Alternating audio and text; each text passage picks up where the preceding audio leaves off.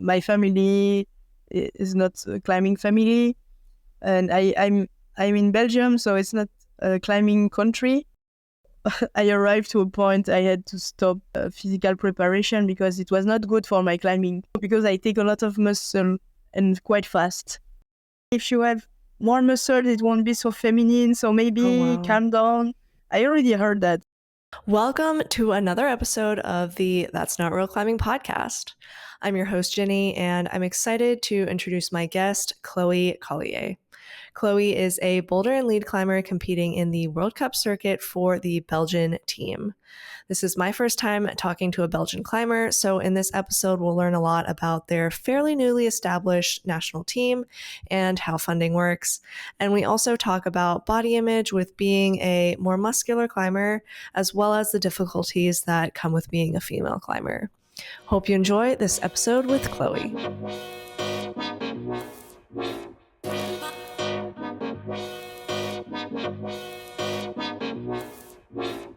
Okay, great. Well, yeah, how are you doing today? Are you preparing to travel to China for the first World Cups of the season? Yeah, today I'm resting and I will train Wednesday still in Europe, and then I will travel on Friday. So yeah, I leave soon and I feel ready for China. Yeah. Have you been there before? Yeah, I've been in China several times because there was a lot of bouldering World Cups before in China. Several times in Chongqing. I've already been in Shanghai, Wujiang, a lot of places. Okay, exciting. I'm also going to be in China soon just for like unrelated family travel, but it actually really stresses me out going there just because it's so locked down with like apps and everything that you're allowed to use. So, um, yeah, I hope it turns out okay for you. It's really stressful for me. It's quite different. You cannot use all the internet stuff like in Europe or in the US. But because I'm used to go, I think I have my habits and I know how to deal with it. So it's okay. Yeah, I guess you probably know better than me. I haven't been in 10, 15 years. So, You have to find a good VPN. If you have the good VPN, it's a good. see, what I'm worried about is the map apps don't work, and then I can't read Chinese very well.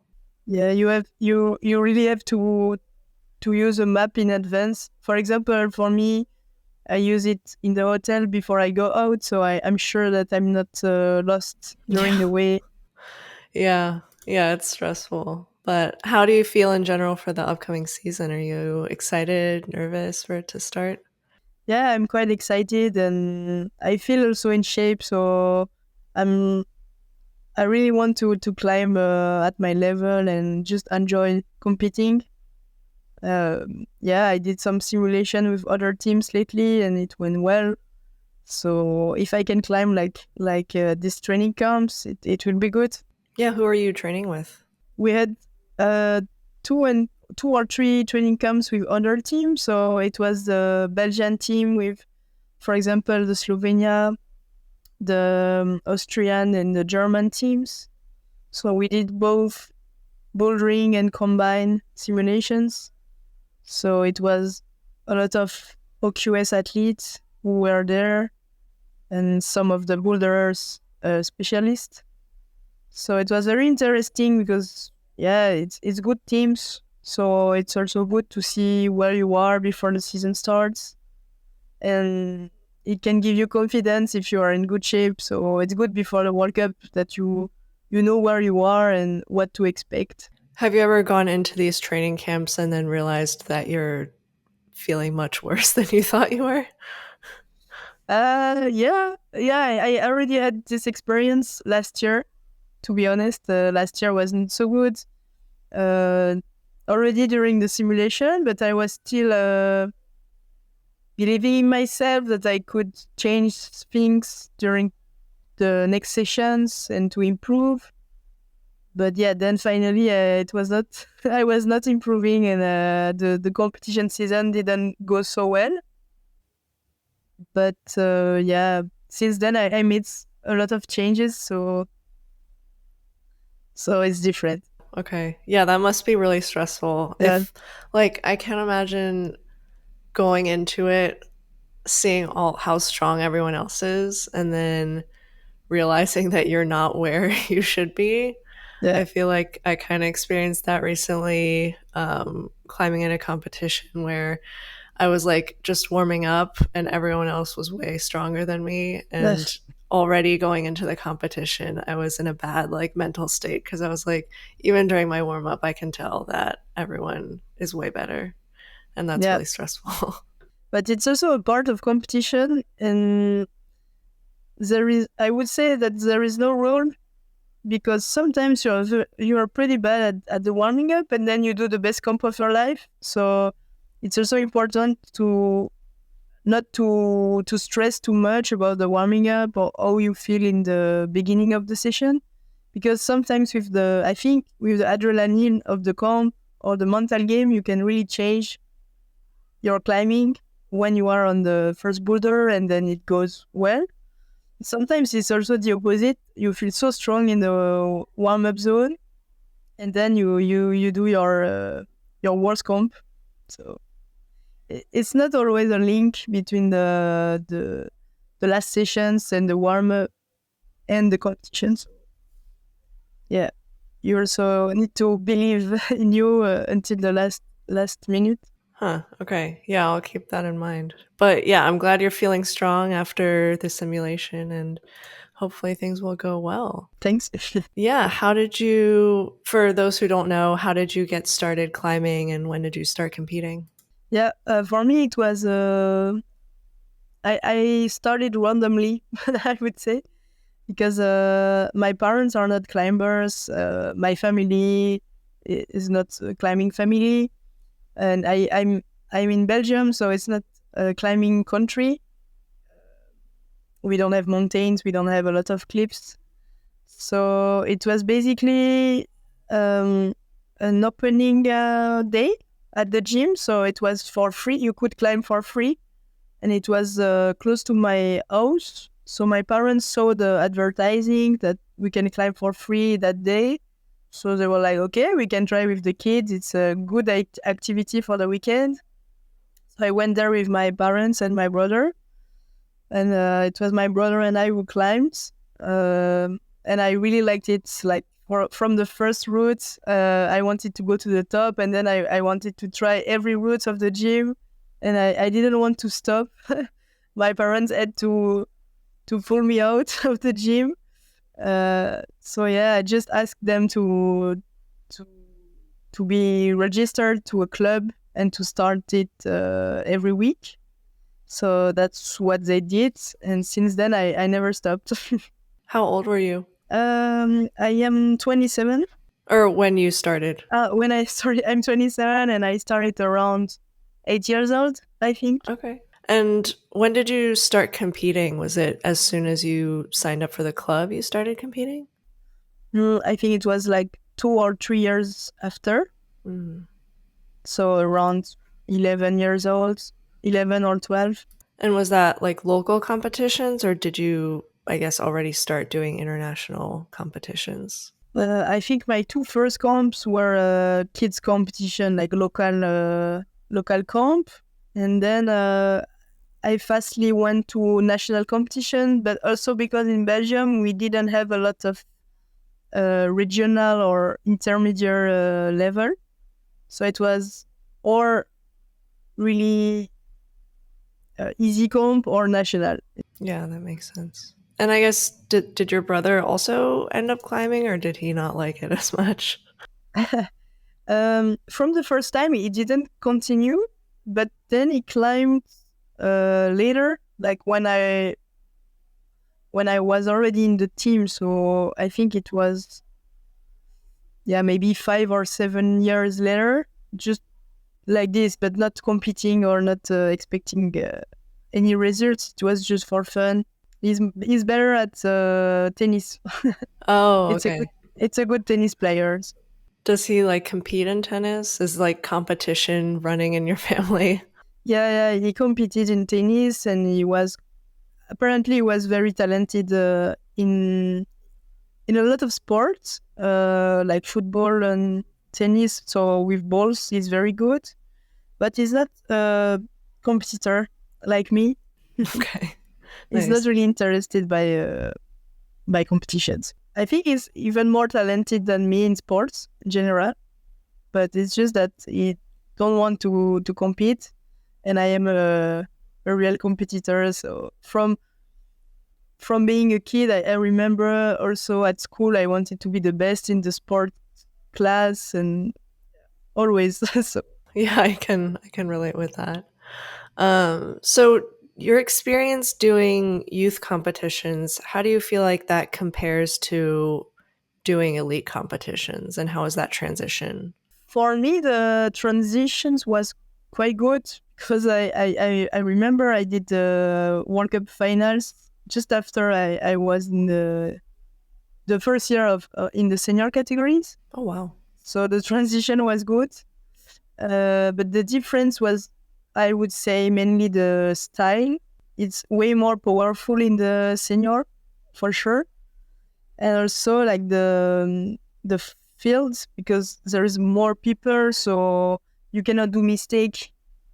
I mean, less mistakes than in the youth because in the youth we are less climbers, and also the level was, I think, a lot of difference between the athletes. So, for example, you had the finalists, and then there was a big gap between the others. But in World Cups, it's like everyone is very close to each other in terms of level. At least in the top 30, we can do, I think everyone can do finals in terms of level, but it's more about the strategy, the mental game. So then do a lot of youth competitors end up dropping out before they reach the senior circuit? Yeah, there's a lot of factors that we should take in consideration because you also change, your body can change, and maybe your goals in life can change as well, because I know a lot of climbers who stop for the study, for university, things like that. And then I was looking through your competition history.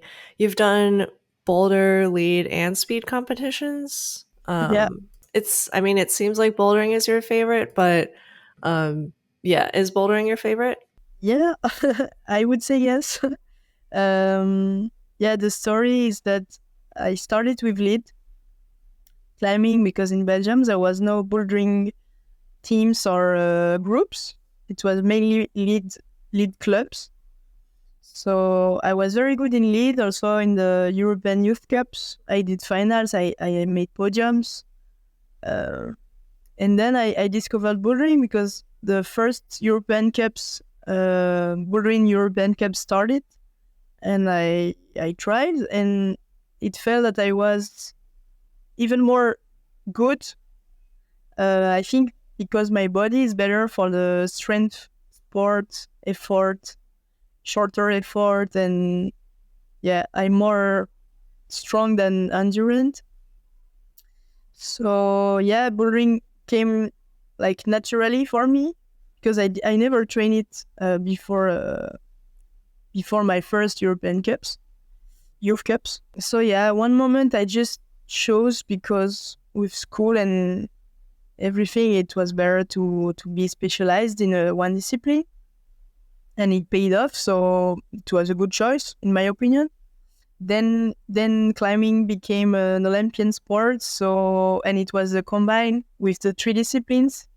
So it was a new challenge for me because I never speed climbed before, and we didn't have the speed wall in Belgium. So it was a big challenge to train it and to start from nowhere. So yeah, that's why I started to do lead again and to start speed climbing. Then as soon as the first Olympics finished, I stopped speed climbing because I don't like it so much. Oh, really? Okay. It was mainly for the Olympics.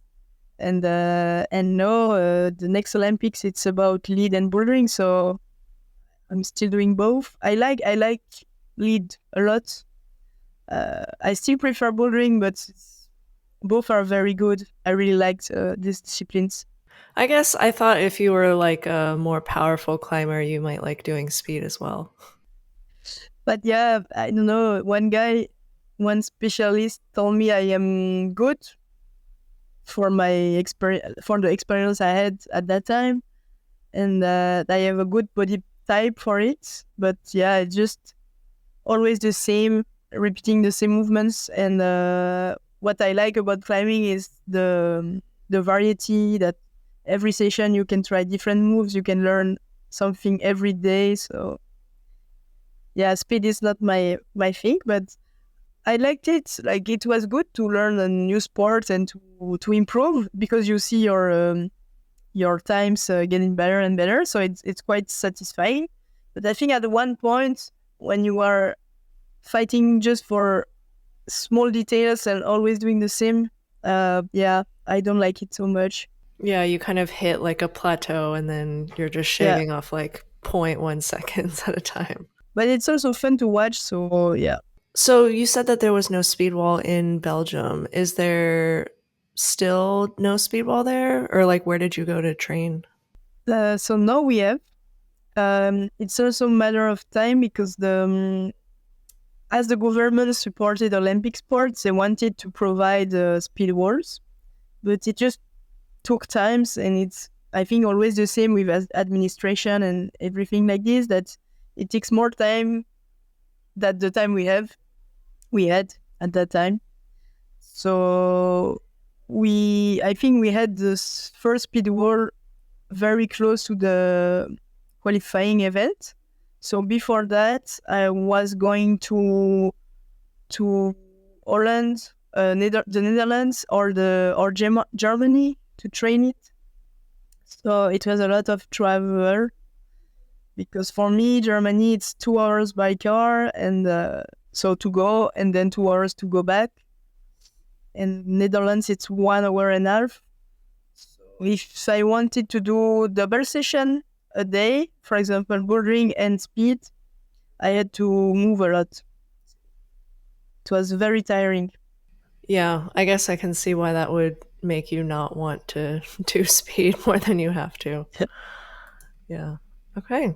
Yeah, that makes sense. And yeah, I guess we can get into the Belgian team because you're the first person from Belgium that I've talked to on this podcast. Yeah. So you mentioned that initially there was no Belgian team. So what was training like without having a national team? Yeah, it changed a lot. Like, so yeah, the first years there was a team, but it was only in elite comps. There was no team for the bouldering comps, because, as I told you earlier, there was no bouldering. The bouldering discipline didn't really exist in Belgium. Like, it was not considered like a real discipline. It was more like you train a bit on a bouldering world for elite, but you don't train for bouldering comp. So yeah, when I was doing lead comps, we had a team, but it was really not organized as it is now. It was one coach for all the group, and the coach was not, I mean, he was doing his best, but he was not very experienced and didn't know a lot about the high level, the sport elite uh, habits that we had to do, how to warm up, how to read the routes, uh, everything. So it was a bit like a parent. Uh, and for bouldering comps, I went with my dad. And my dad is not a climber, but he's someone very organized and structured. So it helped me to have this structure. And for climbing, I was quite alone, just learning by myself. Uh, I also had my personal coach in Belgium.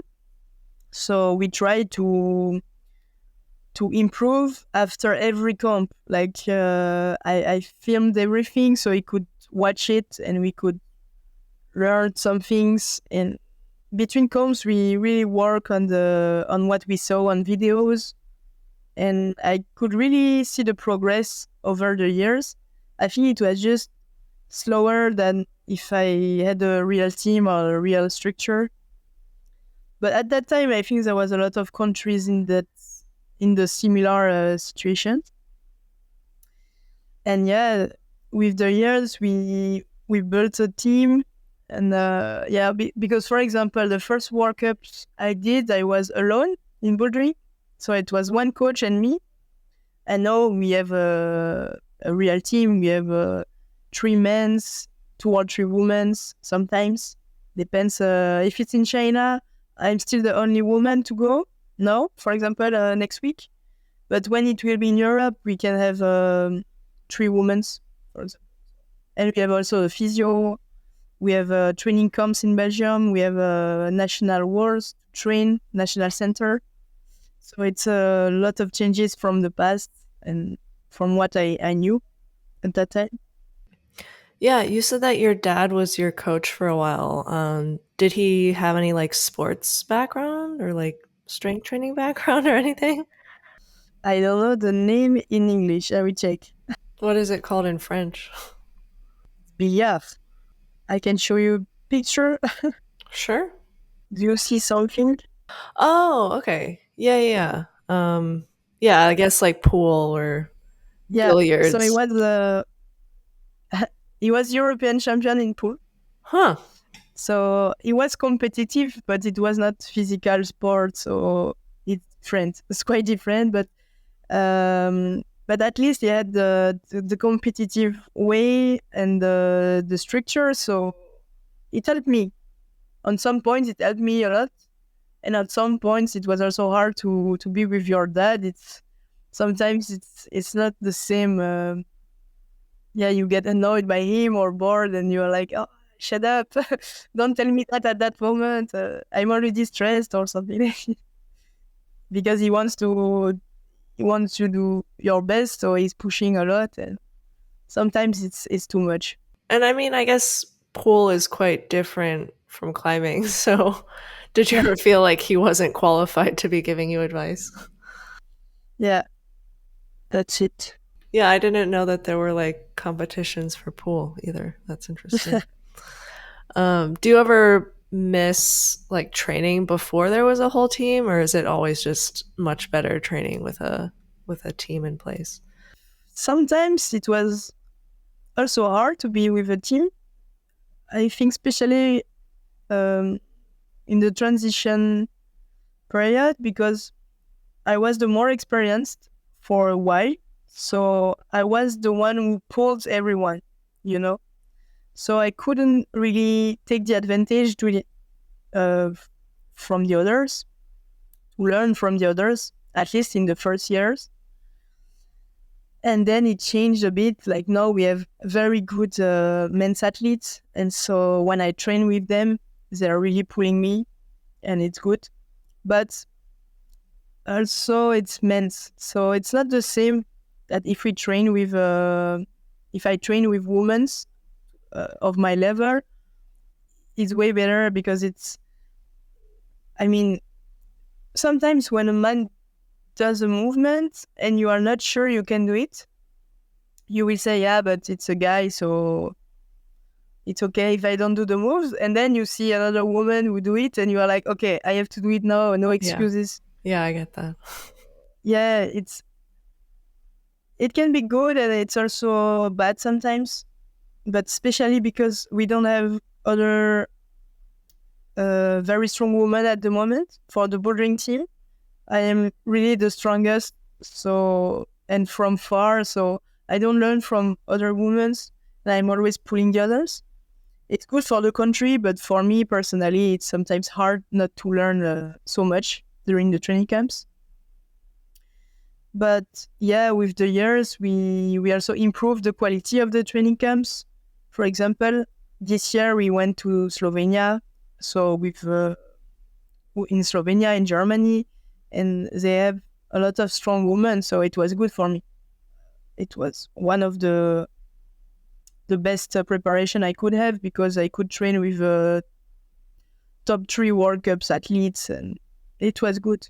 Do you still find yourself when you're training with men, you kind of feel like you don't have to be able to do the move because like they're men and then you're like a woman, so it's like different? Or do you try to be able to compete with them as well? Um, I would say in my personality, I'm the woman who wants to beat the guys as well. I mean, for me, the sex doesn't make any differences. The way I complain more is about the height, because sometimes the distance, for example, if you work on big coordinations or big jumps with men's, it's quite hard to compare if they are taller than you. For me, it's hard to say if it's because they are taller or it's because I don't do it well or I don't push enough. And for example, last year I could train a little bit with Brooke Rabutu in Paris at the beginning of the year. She's very small and smaller than me. So sometimes I tried the jump and I was like, wow, it's far. I'm not sure I can do it. And then she did it. So I was like, okay, I can do it. And then I tried again. But I think if it was a man, maybe I should have stopped before trying more. So it was good to see someone else from my size or smaller doing it. Yeah. So it's more about the distances than the sex, I would say. Yeah, that makes sense. I think I've also experienced something similar where I see someone do a move, and lots of times I can just be like, oh, well, they could do it because they're like stronger than me and I'm like kind of weak. But if I see someone who I know is less strong than me do a move, then it kind of like lights a fire under my ass. And I'm like, I know I should be able to do this move. Like, I am stronger than this person. So you're also a competitor Not at a serious level, trying to be, but in the I'm mindset. really weak. Yeah, the mindset is there, but the body is weak. So I know that some countries don't get to train as a team because the country is too big. Like, for example, in the US, a lot of people are kind of spread out, and we try to have like a training center in Salt Lake now that brings a lot of people together. But I don't think everyone gets to train together all the time. I guess, I mean, Belgium is a bit smaller. So do you guys Yeah. train together on a regular basis? Um, we don't have like a day, a week, something like this. It's more that we receive the calendar of the next month. And so, for example, we have a simulation on the beginning of the month and then a training camp after work in the end of the month, something like this. But it's not always the same days or the same dates. It changes every month, and we receive the email from the national coach the month before, so we can organize it.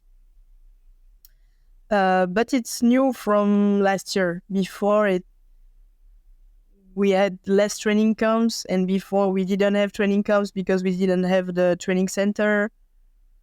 So sometimes it's also a small country, so we know everyone. Like the national teams, it's mainly friends from a long time. It's always the same people. Like we don't have a lot of new people. It's not coming like 10 new people per year. It's maybe one new people every 2 or 3 years. So as we are friends and we are all from the same city or around, we also meet each other at the gyms, at the commercial gyms. I mean, for like when you personally train, you meet the others and we can climb together. So it's a mix of personal um, personal training together and training camps like officially organized by the federation.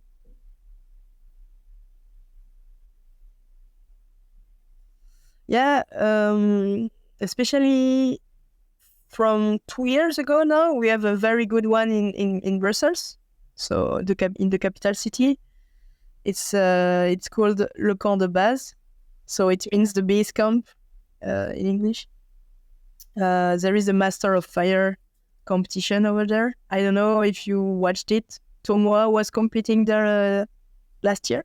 I don't think I saw it, but yeah, I'll look into that. If you didn't watch, you can watch on YouTube. It's a very good competition. Okay. Yeah, I'll put the link in the description. It's like the Studio Blockmasters or something like this. It's like not an official World Cup, but it was with a lot of World Cups climbers. And so we train in this gym, which is very good for hard boulders. They have a lot of hard boulders and good route setters. So it's very good. Yeah, that's good. I think it's surprising to hear that there's a commercial gym that sets boulders that are hard enough for World Cup climbers. I feel like I've always heard that they like World Cup climbers can't climb in commercial gyms just because they don't set anything that's hard enough. So yeah, it's surprising to hear that. I think it's true in a lot of countries, but it's not the case in France or in Belgium. I mean, in Belgium, it's from 2 years ago because before this gym didn't exist. But I train a lot in France because it's close to Belgium. I only drive 2 or 3 hours, so I can go for the weekend or for a week. And in every commercial gyms, you can find hard boulders in Paris. Maybe not far from Paris, but in the capital city, you have a lot. So it's good. Paris, I think it's one of the best cities to train for World Cups. And in terms of funding and support that you get as an athlete, I know some countries they get like support from the government for like being in. You're like technically part of the army or something like that. Is it similar in Belgium or no?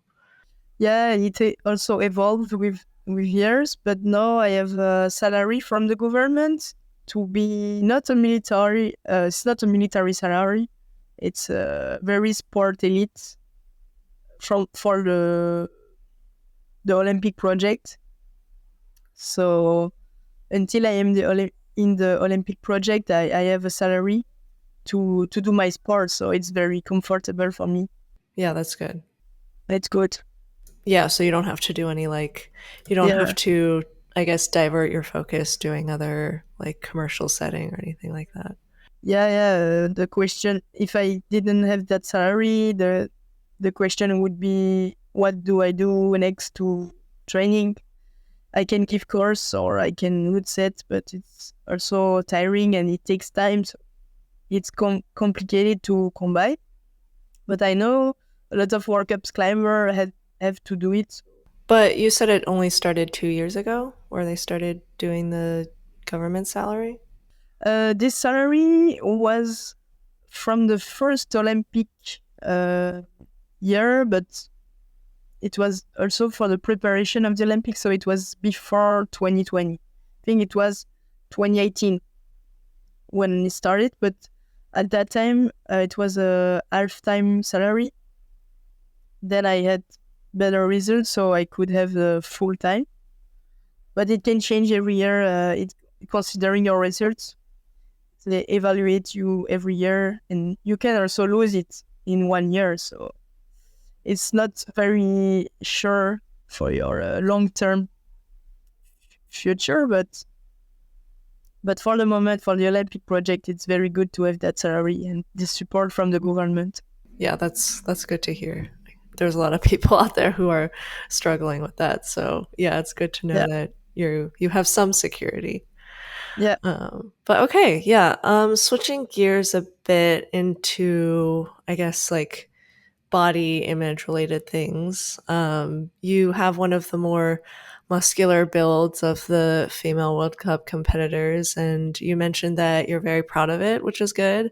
Um, do you feel like being more muscular just came naturally to you, or did you work specifically to get bigger? Please excuse this brief intermission, but I would just like to remind you that if you are enjoying this podcast, please follow and rate it on your preferred listening platform. If you're watching on YouTube, I would love to hear your discussion and thoughts in the comments below. Anything helps to push this podcast out to more people and get even more amazing guests on. Back to the show. No, it was quite natural. I know that because when I saw the pictures of me when I was a kid, I was already muscular without climbing, because I was not climbing before 8 or 9 years old. And before that, I was already with quite big shoulders and muscular arms. So I think it's in my genetics. And I also, as a lot of climbers, I guess I trained the physical part, at the fitness gyms, and for the first years of international competitions. But then I also noticed that if I do too much, I take weight and it's not so good for climbing. And I also climb with too much strength. And sometimes it doesn't help you at World Cups, because you have to find the easiest way to climb a boulder, to find better with techniques and using for example, your heel hooks or two hooks, and not doing everything in your arms. So my coaches also didn't want that I do fitness anymore. I arrived to a point I had to stop. It's not stop, but I did less physical preparation because it was not good for my climbing. Really? Also because I take a lot of muscle and quite fast. I still train the physical part, but more, I think, in a smarter way. I do more specific exercises, and I also work with bands more than weights, elastic bands, things like that. Interesting. So you had to stop because even like, well, I didn't think that your arms could ever be like too strong for climbing, you know? Yeah, but it's not really that I was too strong, but because I think climbers can have a lot of strength, but also can climb uh, without using it, or it's more about switching. Like sometimes it's good to go strong for a move, but then you have to use your hips or your technique, something like this. And for me, it's specific to me, so I don't want to generalize this topic, but for me, it happened that at World Cups, I was missing boulders because I was not putting a heel, because I was doing everything in the compression way or in the arms. And yeah, for me, it felt impossible to do the move. And then when I went out of the isolation, the coaches showed me videos of other women, which are also very strong, but they could switch from a compression move to the hips move, and to really climb more smoothly, more technically this part of the boulder. And so they could do the boulder. And me, I was climbing with too much strength in every move. And I think climbing is always changing your rhythm, your intensity. So it was more about that. It's more about me that I cannot use my strength in the proper way. We just did less strength, so I could use more my technical abilities. I don't know if it's clear. It's quite specific to me, but Oh, yeah, that makes sense. I mean, yeah, I guess I was always under the impression that you always could get stronger and that you should always try to get stronger, yeah, but it's interesting to hear that maybe not. I think it's true that if you just want to measure your strength, the finger strength, the arm strength, you can always improve. But depends of what you need, especially for competitions. I think outdoor I could take more strength and it will help me. I can work the boulder, so I have time. But at World Cup, you have 5 minutes for boulder, and if you do wrong beta because you have too much strength or you don't feel the good movement because of your strength, it's bad. But I think it's not the case of every climber. I think some climbers have a lot of strength and can climb with it properly. So you think maybe your weakness is like reading beta? I think it's not reading, but it's more feeling when I am climbing at competition. Because my reading is often very good from the ground, but when I am in the boulder, my ability to feel and to adapt on the moment can be bad. Depends also of the stress and how I train, but yeah. Interesting to know. Yeah, going back to body image, did you always feel confident about the way that you looked and like your build? Yeah, I think for me it never been a big problem to be muscular. Even when I was a kid or a teenager, I saw a lot of other girls struggling with that because they saw that their shoulders became more muscular or something, and it was hard for them to assume it as a woman. For me, it was not a problem because I knew it was my strength. I knew it was a tool for me to climb good. So I was quite proud of it. And yeah, at least in the climbing gym, it's really okay for me. Sometimes it's harder when I am in I don't know, in a metro and I see people looking at me because I have big arms. Oh, does that happen to you?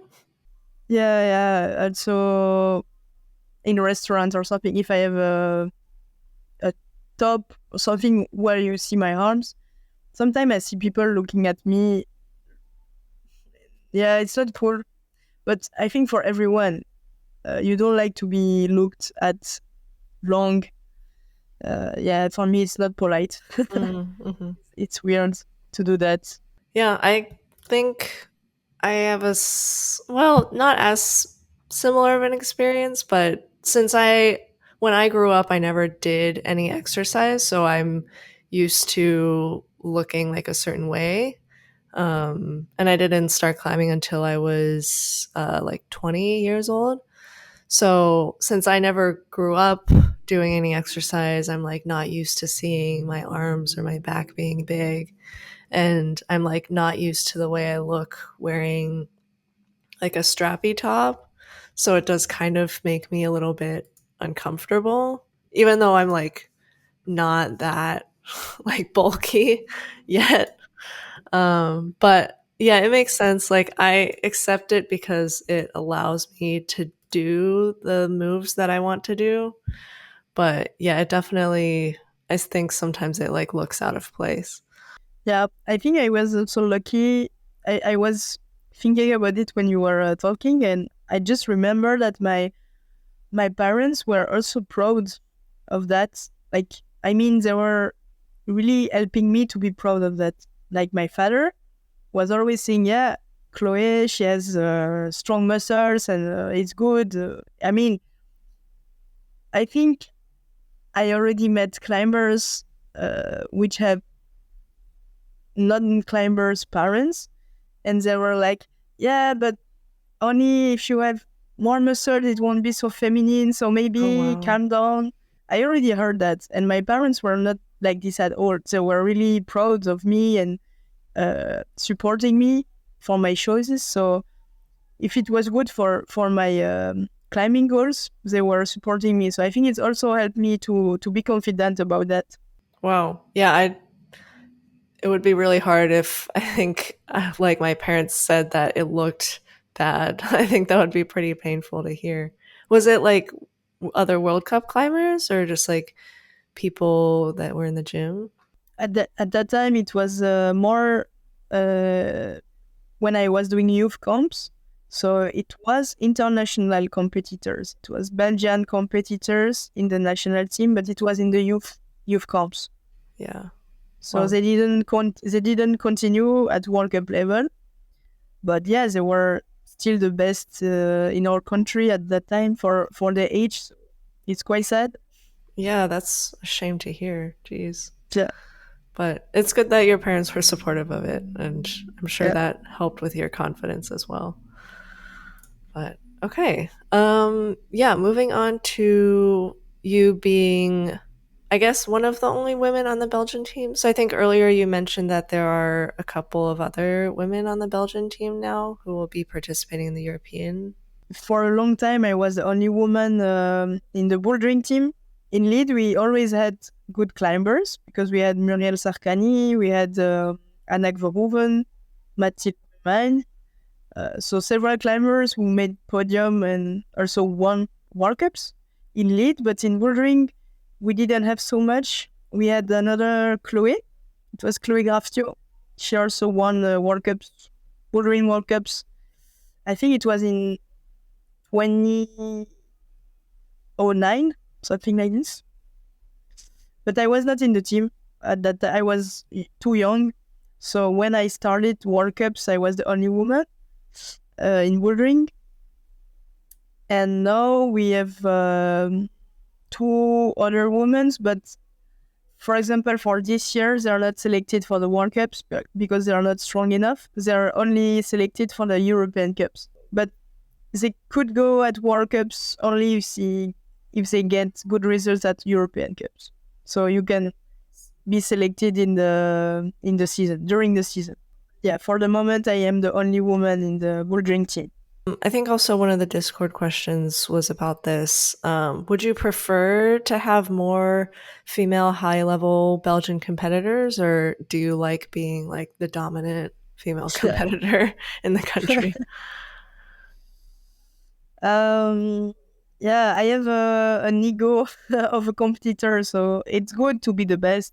Of course, it's like for the ego, it's nice, but considering the problem to train, as I told you before, that I train only with men for years, I think it would be better to have other strong women. It would push everyone better and higher. I think I could improve faster with other women as well. So yeah, I think in conclusion, it would be better to have other strong women. Mm-hmm.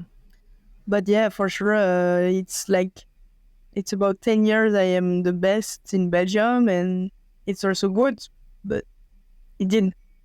It doesn't help me to improve faster.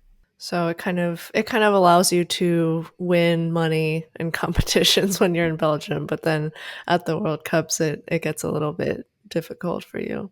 Yeah, there are positive aspects and negative ones.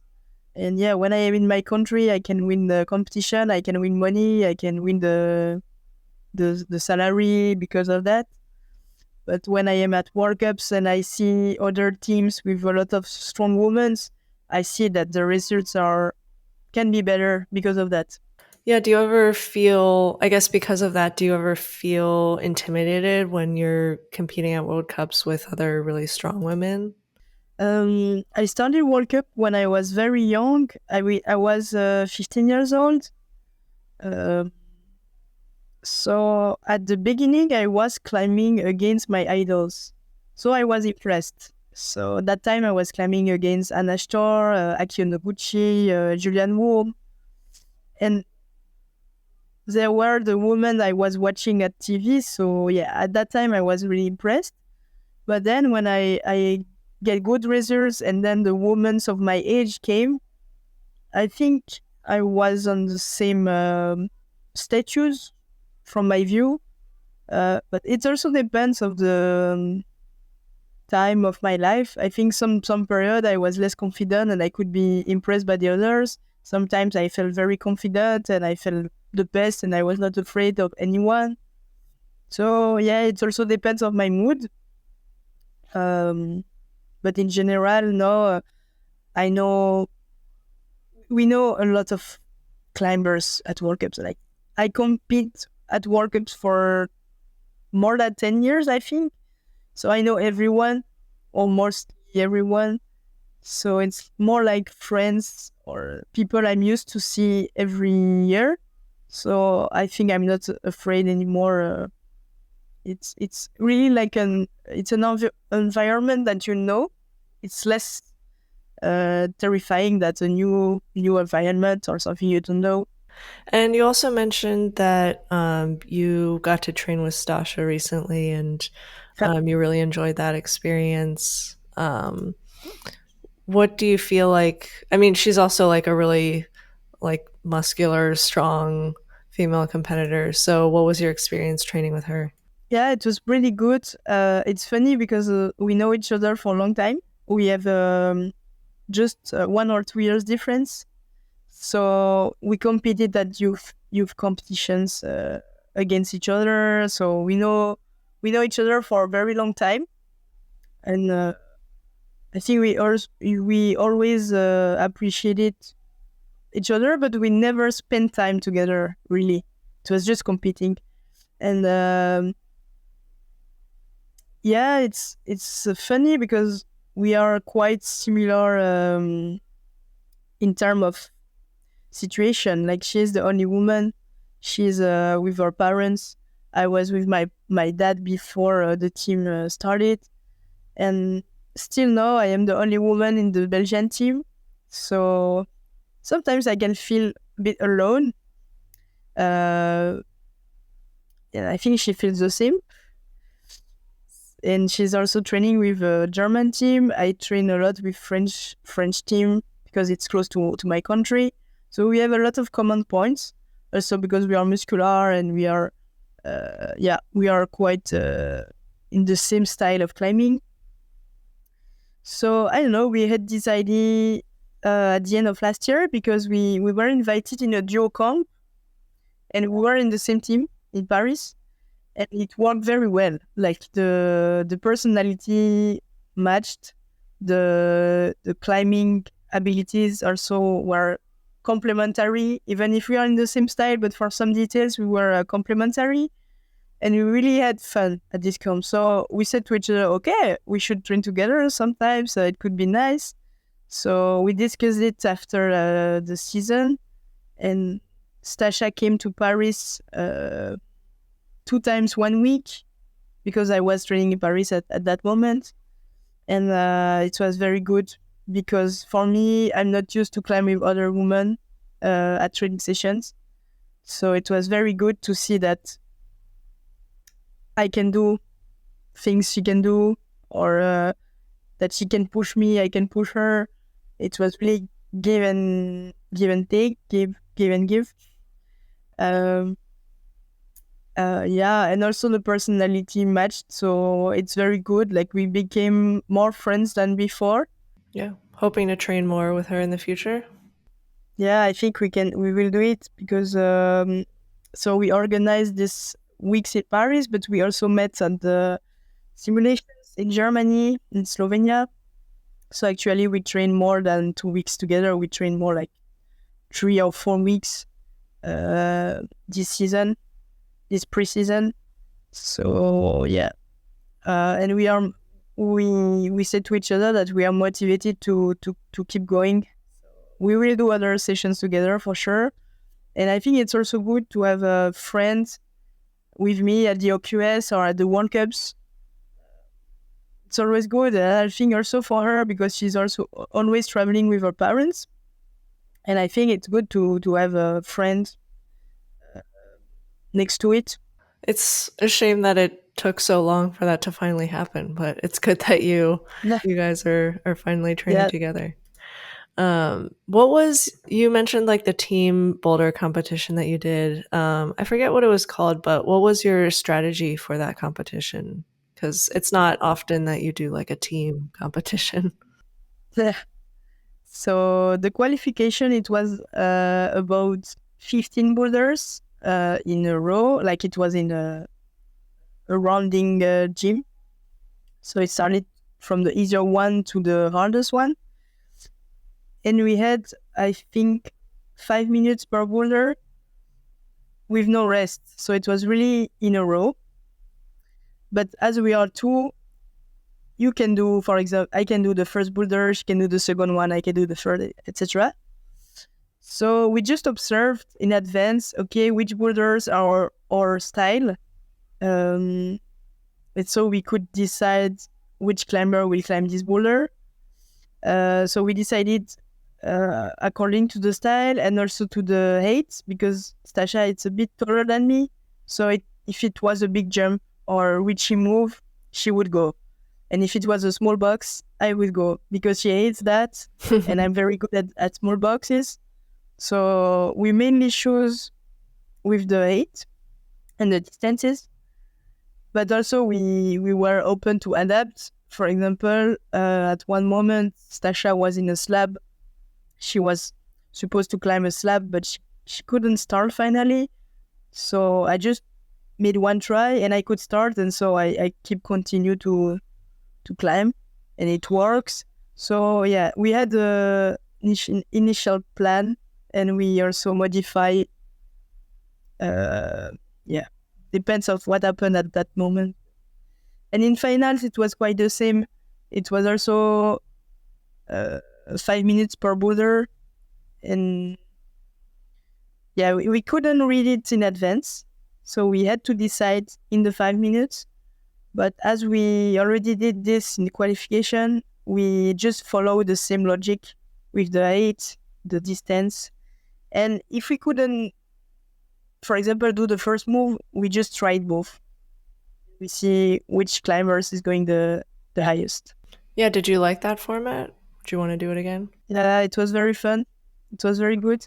I think also I liked it because I was with Stasha, because I told you we really matched, and we didn't have I don't know disagreement or something negative. It was only fun and the strategy worked, so we won the comp. So Yeah. we enjoyed it. Congrats. Yeah, I'll link that competition as well for people to watch if they haven't seen it so they can keep up. I think it can be frustrating to be in a duo, at least for me, as I'm used to climb alone and it's Yeah. a individual sport. Sometimes if the other is struggling, it's super hard for me to watch or stay calm. But Stasha is very good, so she was not struggling so much, and I was not neither, so it was really comfortable. It could be different if the other one is struggling, and you have to do everything, or you have to push her. But yeah, it didn't go like this. So. Yeah, that's good. I was thinking about like team sports because the thought of doing team sports like volleyball or football or anything like that would really stress me out because I don't want to be like a burden to my team.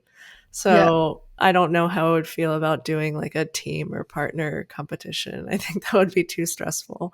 yeah, it's really like this. You don't want to disappoint the others, and you don't want that the other is it's a weight. Yeah, it's in both ways, but it's I think you have to find a good person to be with, and then it works. But we couldn't know in advance. It was quite a bet, but yeah, we were lucky. It worked. So Yeah, that's good to know.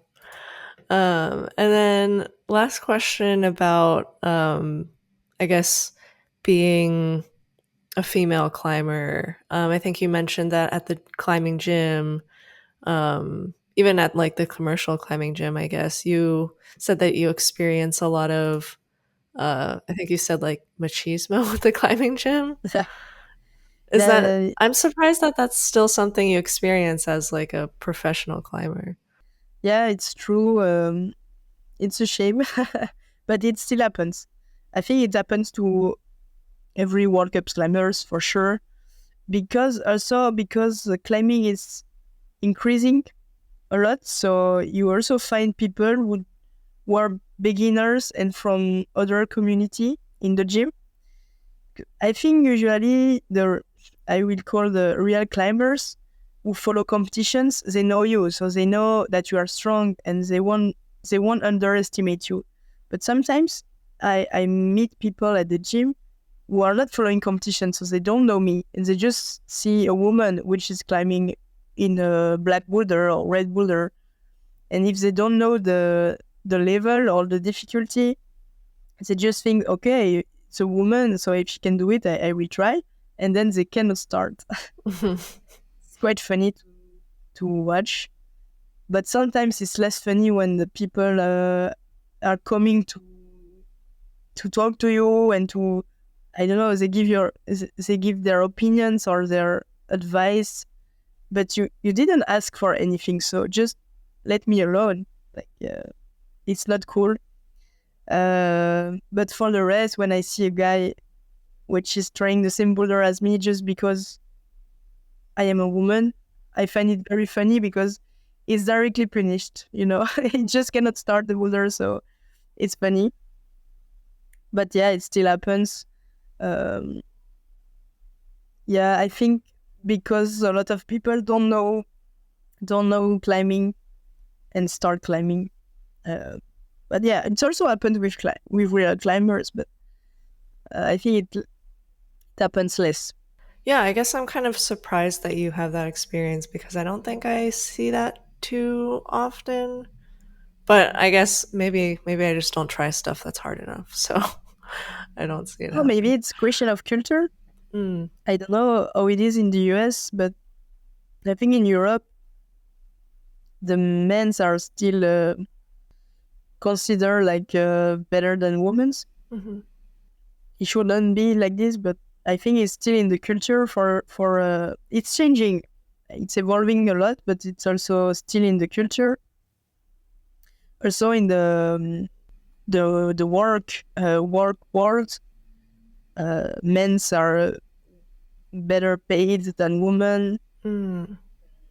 I think on a lot of examples it's still like this. I don't know in the US. Maybe it's about the culture, but it happens here.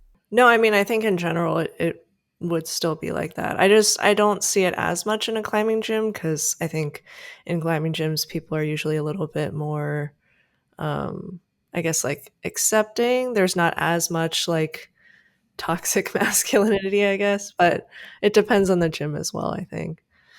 Yeah, it depends of everything about the city where you are, and yeah, for the for me it happens because also I climb in very hard boulders, but I also see for uh, weaker women that it happens, but in a different way. For example, like the man will feel obliged to give an advice, or but he will give advices to women, but not to men, and it can be really kind. Like it looks kind, and sometimes it's nice. But if it's only for women, it's kind of machismo. Yeah. Yeah, I mean, I guess yeah, people always talk about beta spraying and it's really annoying, but I think for me, I will always take beta because I just want to know how to do it. But imagine in the opposite way. If you want to climb on site, and you don't want to have informations, and you are climbing, you are on the wall, and then one guy is screaming, "Yeah, put the right hand like this, and then this," and you're like, "Come on, I just want to climb by myself, and don't tell anything." Yeah, I didn't ask anything. Yeah, that makes sense. Well, hopefully people will hear this and they'll know. Yeah, I hope so. Okay. I know you have a cutoff soon, so we'll just move on for now. Um, future goals for the upcoming season. Do you have any like concrete goals that you want to hit? Yeah, to go to the Olympics for sure. Yeah. You're participating in OQS, so good luck Yeah, to you on that. thank you, Yeah, I hope it goes well. thank And you. yeah, any other goals or just the Olympics? For this year, I mainly focus on this because it's already a very big project, so I cannot think about something else for the moment. But yeah, for sure, after I have other projects. But for this year, it's mainly Olympics. Okay. I mean, I guess you have to like train in order to peak for a certain competition. So is like this first World Cup kind of just like practice for you, or are you also trying to like peak here as well? Yeah, the goal for the first China World Cups um, is to practice before the OQS. But I'm still a competitor, so for sure I want to be on the podium. I want to win, so I will give my best. But yeah, for example, if I don't complete these goals, it's okay. I just have to learn what happened, and yeah, to take the advantage of these comps before the OQS. Definitely. Okay. Well, good luck there. Real quick, let's move into a few Discord questions from the community. First one, are there any struggles on the national team with different languages being spoken? No, it's okay. We speak in English. Oh, really? Yeah. Oh, okay. I I mean, it's funny because we mix a bit of everything. yeah. So we mainly speak English, then I would say French, and then just a bit of Flemish. But Hmm. yeah, everyone is speaking French quite good. Even the Flemish climbers, for example, Hannes van Duysen is from the north part and it's speaking Flemish. But he learned French being in the team, actually. So yeah, now we speak French with him. And if he cannot speak or he cannot find his words or he doesn't understand us, we speak in English. And all the briefing from the coach are in English. Oh, okay. Yeah, I guess I'm surprised. I thought more people spoke French in Belgium than English. So that's interesting to know. Yeah, we have three languages. So it's French, Dutch, and German. Dutch is Flemish. It's the same language. But yeah, because if we would speak in the three languages, the coach would do the briefing in three languages. It would take too much time, or so I just do it in English, and so everyone can understand. Makes sense. Next question. What do you do in isolation to kill the time? Usually, I climb. I climb quite early because it's the order of climbing is the ranking. So if I am well ranked, I will enter the ISO and I will warm up directly. So it's my warm up routine. Uh, just I think last year I was waiting more because my previous year was bad in terms of results. So yeah, it depends. I like to talk to to other climbers, the coaches. Um, I like listening to music. Um, Maybe this year I will read because I started to read more than the previous year again. Okay. Because when I was younger, I really liked reading, but then I stopped a bit. So now maybe I can take a book in the ISO. But yeah, in general, I just warm up directly, so I don't have a lot of things to do except to focus on my warm up. And I guess speaking of music, people are also curious about what kind of music or bands you listen to. Um, I have a mix of everything, I would say, because I'm really sensitive to music according to my mood or the mood I want to have. So it can be really hard techno if I want to be nervously ready in a hard boulder, for example.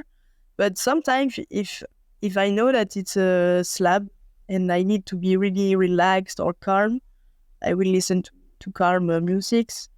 I also like some raps sometimes because it can be aggressive in the lyrics, and sometimes I need to be in this mood for competing. So yeah, it's a mix of everything, and I use it like a tool to have the mood I really need for the next boulder. If I know which style is it, Any specific songs that come to mind right now that you want to share? I really like listening to techno when I am competing. So, for example, Charlotte DeWitt, uh, it's a Belgian DJ. Okay. I'll try to She's look it up. mixing Dance With Me. You have Okay. to tap it. Okay. Mandragora from Codeine. Okay. These will be hard for me to look up, but I'll try to find them. It's nice techno to climb. And yeah, for the rap, it's a mix of American rap or French rap because the French are also very good in rap. Yeah. But yeah, Eminem, it's a good classic. All right, sounds good. Well, yeah, I think we got to end soon, so I'll end it there. That's all the questions I had, and thank you for joining me today. Is there anything you want to shout out or let people know where they can find you? No, you can find me on Instagram and on the World Cup streaming. But yeah, thank you for inviting me. It was a fun time. discussing about all of this. Yeah, I'll link your info in the description. And then, yeah, it was great to talk to you. Thank you. Thank you so much for making it to the end of the podcast. Don't forget to like and subscribe if you enjoyed. Otherwise, you are a super fake climber. If you're listening on a podcasting platform, I'd appreciate if you rate it 5 stars, and you can continue the discussion on the free competition climbing Discord linked in the description. Thanks again for listening.